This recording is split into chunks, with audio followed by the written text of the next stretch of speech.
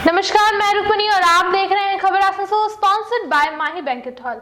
आइए सीधे बढ़ते हैं खबरों की ओर। बिहार के साथ साथ आसनसोल में चेंबर का चुनाव भी रोमांच से कम नहीं। आज मुर्गासौल में स्थित कार्यालय में चुनाव शांतिपूर्ण तरीके से संपन्न हुआ। इस चुनाव में सचिन राय और नरेश अग्रवाल अध्यक्ष की रेस में प्रतिद्वंदी है। व्यवसायियों के साथ साथ सर्पांचल वासियों की नजरें इस चुनाव पे टिकी हुई है। परिणाम कल आने वाले हैं, पर दोनों ही जीत को लेकर निश्चिंत है और शांति से ही होगा। और कल जो है काउंटिंग है। अब की बार जितना बढ़िया इलेक्शन हुआ कभी नहीं हुआ। और हाईएस्ट कैंडिडेट चैम्बर का इतिहास में 47 कैंडिडेट इलेक्शन लड़ रहा है। ये चैम्बर का इतिहास में हाईएस्ट संख्या है, highest in the history of the chamber of the last 50 year कि 47 आदमी इलेक्शन लड़ रहा है। के लिए तो हमें 100% श्योर है हम जीतेंगे। और अच्छा काम करते हैं, व्यवसायी के लोग के काम करेंगे। हम तो पहले भी बोला था कि जो कुछ करेंगे चैम्बर को डेवलपमेंट के लिए, चैम्बर को सुनाम के लिए करेंगे। तो हम 100% श्योर है हम जीतेंगे। और अभी तक चुनाव कैसा चल रहा है? अच्छा, पीसफुल चल रहा है, चुनाव अच्छा चल रहा है, पीसफुल चल रहा है, कोई गड़बड़ कुछ नहीं, अच्छा चल रहा है। जीत सबके जीत, आज की जीत का मूल्य जरूर है। शांतिपूर्ण भाव से मतदान हो रहा है और मुझे पूरी आशा है कि मेरी पूरी टीम आएगी और बाकी सब हम लोग मिलकर काम करेंगे। मैं शब्द जानता ही नहीं, मैं मतलब ही होता है अहंकार। हम सब मिलकर काम करेंगे और हम सब जीतेंगे और जीत के एक इतिहास बनेगा। क्या ये बहुत समय में चल रहा था, वोट होंगे नहीं होंगे, किंतु देखिए कितने सुंदर भाव से हम लोग आसनसोल चैम्बर ऑफ कॉमर्स है। इसमें मीडिया बंधु हो, ऑफिसर बंधु हो या राजनीति, सबको विश्वास है कि इस चैम्बर में सभी लोग सही हैं और सही तरीके से। यही कोरोना को मद्देनजर रखते हुए मार्च महीने से लोकल ट्रेनों का परिचालन बंद कर दिया गया था। हाल ही में कोलकाता सहित कुछ इलाकों में लोकल ट्रेनों का परिचालन शुरू किया गया है, मगर आसनसोल डिवीजन में लोकल ट्रेनों के परिचालन की अनुमति नहीं दी गई है। इसी के खिलाफ माकपा की तरफ से रानीगंज के विधायक रुनु दत्ता की अगुवाई में रानीगंज रेलवे स्टेशन के पास विक्षोभ प्रदर्शन किया गया, जहां माकपा के कई स्थानीय नेता एवं कार्यकर्ता उपस्थित थे। আজকে বিক্রি করছে এই করোনা মহামারীতে আমাদের ভারতবর্ষের 14 কোটি মানুষের রোজগার গেছে, তারা কাজ হারিয়েছেন, নতুন কর্মসংস্থান একটাও ভারতবর্ষের মাটিতে হয়নি, আমাদের রাজ্যেও হয়নি। এর ব্যবস্থা আজকে গোটা দেশ জুড়ে হাহাকার চলছে। আজকে কোনো সংস্থান নেই, মানুষের কাজ যাচ্ছে। ये राज्य की सरकार, ये जो तोलू मोलू की सरकार चल रही है, ये दोनों सरकारें मिलकर सिद्धांत लिए और बड़ा अचंभा लगा हम लोग को कि बांकुड़ा, पुरुलिया, पश्चिम बर्धमान से झोला भर भर के वोट में जीतने वाली ये दोनों सरकारें आज इस महामारी के दौरान से गुजरते हुए जब जनता के बीच से आवाज उठी कि हम लोग खाएंगे क्या, हम लोग जाएंगे कैसे। और आप लोग जानते हैं कि इन तीनों जिले से भारी तादाद में की संख्या में लोग कलकत्ता और दूसरे इलाकों में मजदूरी करने जाते हैं। बड़े अचंभे की बात है कि ये मोदी और ममता की सरकार भूल जाती है कि हिंदुस्तान के लोग एक महामारी के दर्द से गुजरे हैं। महामारी इनके लिए पॉलिटिकल स्टंट है। महामारी को इन्होंने भत्ता मजाक बना दिया, इसलिए कहीं पे गोल गोल दाग पड़ने से शुरू करके मोमबत्ती थाली बजाने जैसा पॉलिटिकल स्टंट किया गया। यही नहीं, जब लोग सड़क पे मर रहे थे, भूख प्यास से लोग बिरक रहे थे, राशन के सवाल पे हमारे पार्टी के नेतृत्व, लाल झंडे के लोग और पूरे तमाम गरीब किसान, खेतिहर मजदूर लोग दो मुट्ठा अनाज के लिए इस महामारी में आवाज बुलंद कर रहे थे। लेकिन इनको वोट राजनीति के अलावा कुछ सूझा नहीं था। लोग सड़क पे मरे थे किस तरह से, लाठियां चलाई गई प्रवासी मजदूरों के ऊपर में।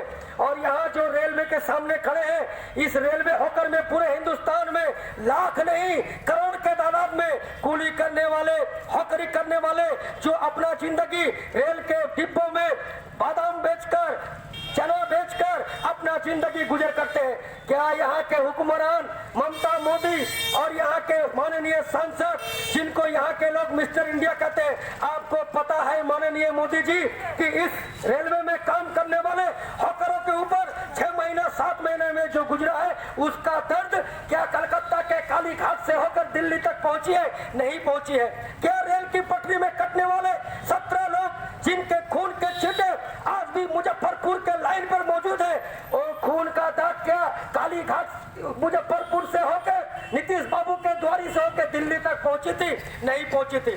महामारी के दौरान यहाँ की जनता अपने ताकत को समेटकर भूख प्यास से लड़ते हुए आज खड़ा होने की कोशिश कर रही है। हम जानते हैं यह हिंदुस्तान है, यहाँ के लोग संघर्ष करने में विश्वास करते हैं, लेकिन लॉक और अनलॉक दोनों में सरकार व्यर्थ है। हमें पता होना चाहिए आज ये जो लाभजनक संस्थाओं को बेचा जा रहा है, आगामी 26 नवंबर को हिंदुस्तान के मजदूर हड़ताल पे जाएंगे 7 दफा मांग को लेकर। हमें पता होना चाहिए कि रेलवे का निजीकरण जिस दिन से मोदी जी बैठे, एक प्रधानमंत्री क्या बोलता है? लाभजनक संस्था नेशनल एसेट जिसका जातीयकरण किया गया था, बैंक, बीमा।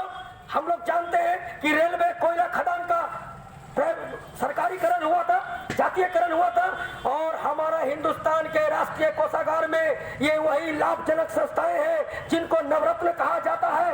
हजार हजार करोड़ रुपया राष्ट्रीय कोषागार में देते हैं। इनके कारण कई टैक्स के पैसों से हिंदुस्तान का खजाना भरता है, इनके टैक्स के पैसों से हिंदुस्तान में डेवलपमेंट होता है, और जितने भी नेशनल संपत्ति है उसमें रेल एक अहम भूमिका निभाती है। रेल को हिंदुस्तान का लाइफलाइन कहा जाता है।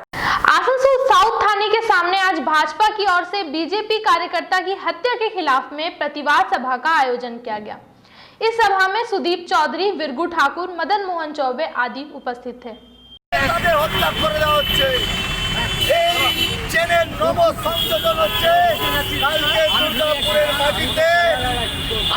सक्रिय कर्मी स्वरूप शोके निर्मम भावे हत्या करा হয়েছে এবং আজকে তার প্রতিবাদে আমরা আসানসোল সাউথ থানার সামনে আজকে আমরা বিক্ষোভ প্রদর্শন করছি।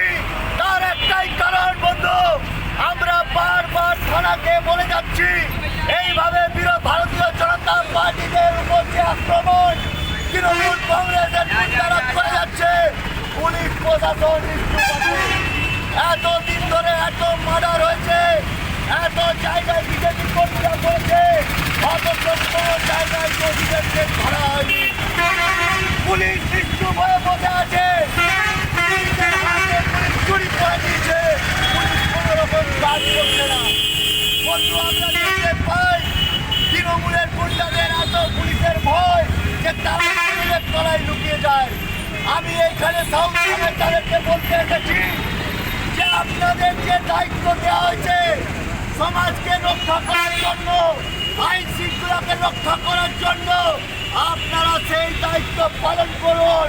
পুলিশের যে লাঠি দেওয়া হয়েছে, পুলিশের যে বন্দুক দেওয়া হয়েছে, সেইগুলোর ইউজ করুন যাতে এইভাবে নির্মমভাবে বাংলার মায়ের সন্তানরা মরে না যায়। तृणमूल पश्चिम बर्धमान जिला अध्यक्ष सैयद अफरोज को सम्मानित करने का सिलसिला जारी है। कल शाम बर्नपुर में पूर्व हीरापुर ब्लॉक के माइनॉरिटी अध्यक्ष SM जकी के नेतृत्व में सैयद अफरोज और अंजना शर्मा को फूलों के हार से सम्मानित किया गया। इस अवसर पे अमित घोष, MD साबिर खास तौर से उपस्थित थे। हम लोग जब समाजी जिंदगी में, सियासी जिंदगी में जब आए हैं तो हम लोगों को अपना फायदा, अपना मुफाद जो है बिल्कुल पीछे रखना चाहिए, बल्कि समाज के उन लोगों का मुफाद और प्रायोरिटी जो है वो आगे रखना चाहिए कि जिनको हमसे ज़्यादा ज़रूरत है। हम लोग उनको जो है पहले हम लोग केयर करें, हम लोग पहले उनके लिए जो है आसानियाँ पैदा कर दें, हम लोग पहले उनके लिए जो है कोई रास्ता तैयार कर दें, फिर बाद में जो है हम लोग खुद अपने बारे में। आज के लिए खबरों में बस इतना ही। अपने आसपास की ताज़ा खबरों को जानने के लिए हमारे चैनल को ज़रूर सब्सक्राइब करें और नोटिफिकेशन के लिए बेल आइकन दबाना ना भूलें। नमस्कार। क्या आपने कभी सोचा है कि घर के लिए ग्रोसरी लें और फिर पैसे भी वापस मिल जाए? नहीं ना, पर अब ऐसा हो सकता है। कैसे? नीचस कार्ड सर्विस से, जहां 1000 रुपए की ग्रोसरी खरीदने पर आपको मिलेगा 1 किलो चीनी बिल्कुल फ्री, और अगर 1500 की खरीदारी करते हैं तो आपको 1000 रुपए का कैशबैक मिलेगा। अगली 10 खरीदारी तक 100 रुपए का डिस्काउंट। तो है ना एक्साइटिंग ऑफर। ध्यान रहे, ये ऑफर 11 से 20 नवंबर तक ही लागू है। नीचस कार्ड सर्विस आपको ग्रोसरीज पर बैंक EMI फैसिलिटी भी देता है, एक निश्चित राशि पर। जब सब कुछ मिले एक ही छत के नीचे तो इधर उधर भटकना बंद करें। आज ही डाउनलोड करें अपने मोबाइल के प्ले स्टोर से नीचस कार्ड सर्विस और हमारा पता जल्दी से नोट नोट करें। आसनसोल हाटन रोड नियर मस्जिद ऑपोजिट राज मेडिकल। एक अलग तरीके की ग्रोसरी खरीदारी का लुत्फ उठाए। आज ही आए नीचस card service. Contact number 9064939788। Mahi marriage hall इलाके में अपनी तर्ज का वाहिद मैरिज कम कॉन्फ्रेंस हॉल, खूबसूरत lawn area, parking area, AC rooms, multipurpose hall, 24 hour power backup, 24 hour drinking water, chair table की सहूलियात मौजूद है। आज ही बुक करें। हमारा पता है आजाद नगर इस्माइल आसनसोल। कांटेक्ट करें 9334098841 8768822128।